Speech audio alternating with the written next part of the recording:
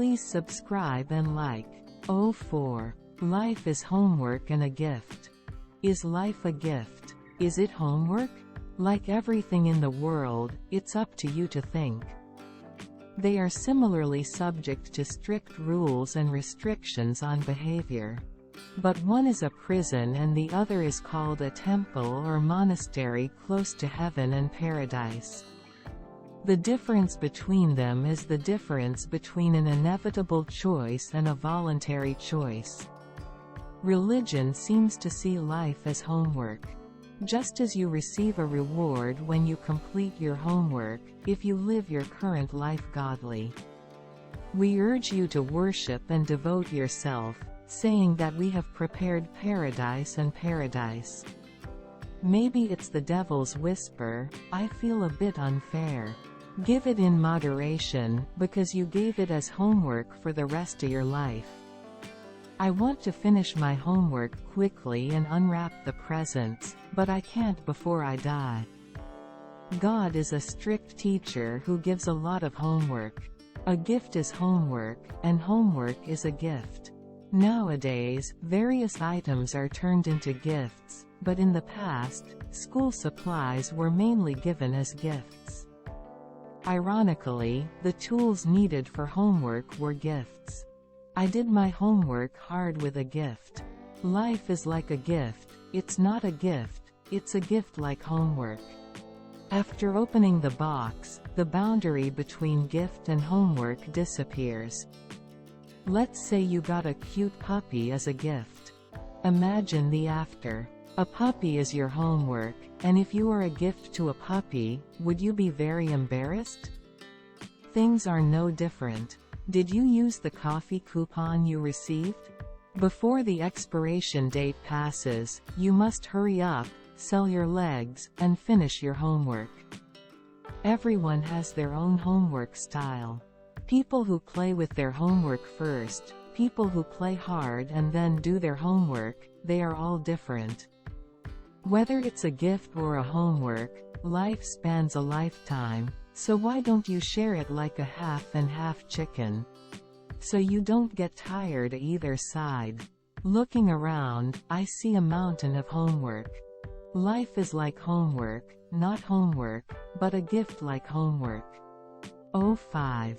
Let's show understanding. At any time in life, lack of understanding and understanding will lead to difficulties. Just as understanding in school days determines grades and understanding determines friendships. It would be okay if it was a short hardship, but if the more days you live. It acts as an important variable that distinguishes happiness from unhappiness. The ability to understand an individual is not a simple matter. This is especially true of understanding, which is essential in human relationships. If you don't understand, it's normal to feel frustrated, angry, and hateful.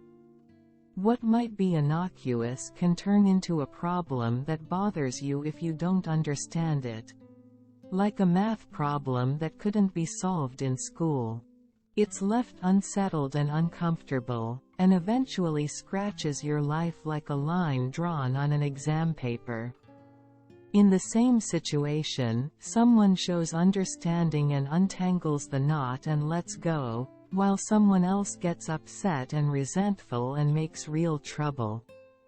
In the end, there are not a few cases where you can't control your emotions and even get mental illness. Sometimes you meet a fool who has good understanding but lacks understanding. Understanding requires adding heart, emotion, and wisdom to comprehension, where only the head, intellect, and knowledge work. If the understanding only cares about the mechanical facts, the understanding is to look at the circumstances of things humanly. When you lose understanding in school, your grades drop, and when you lose understanding as you get older, your happiness index drops.